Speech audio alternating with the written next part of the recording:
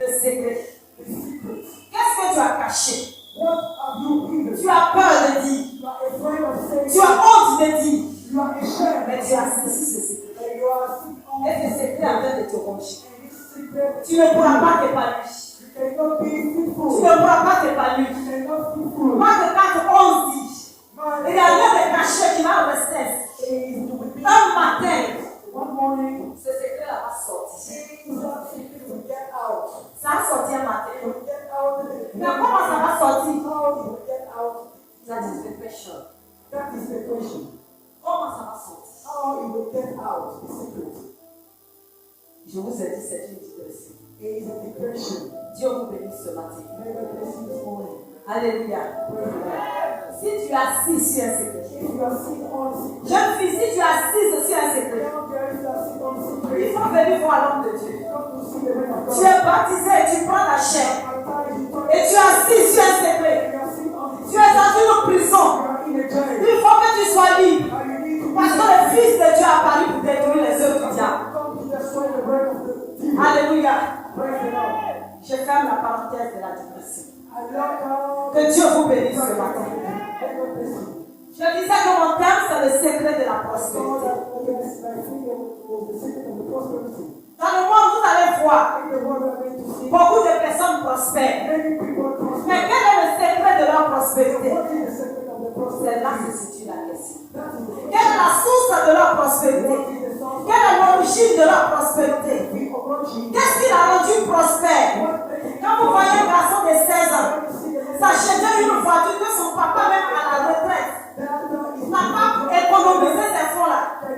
Vous vous demandez l'enfant de 16 ans comment il a fait pour avoir cette voiture?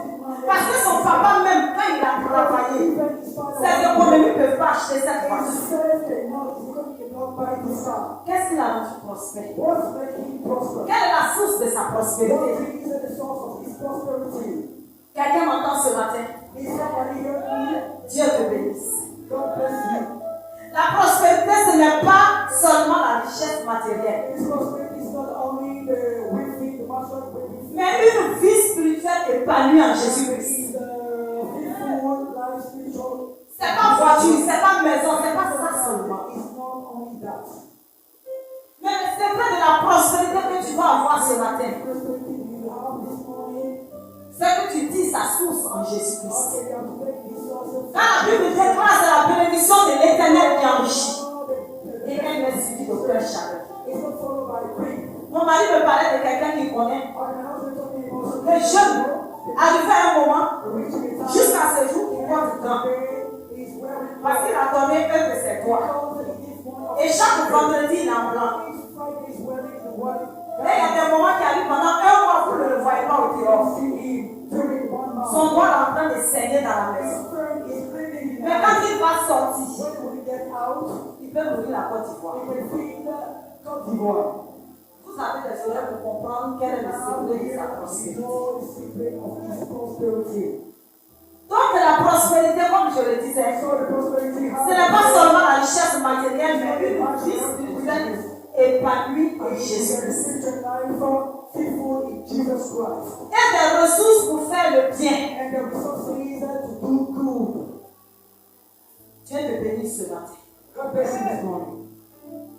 Parce que Jésus a dit, si tu es fatigué et chargé, l'eau vient à moi. Je vais te donner du repos.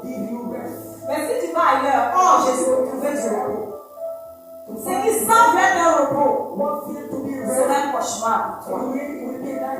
Parce que tu as fait alliance avec les ténèbres. Et les ténèbres vont réclamer cela.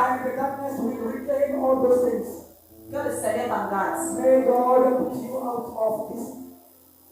La prospérité aussi, c'est d'accomplir sur terre la mission de Dieu à laquelle nous sommes appelés. Servir Dieu, c'est une prospérité. Obéir à Dieu, c'est la prospérité. Craindre Dieu, c'est la prospérité. Quand la Bible dit la crainte de l'Éternel, c'est le commencement de la sagesse.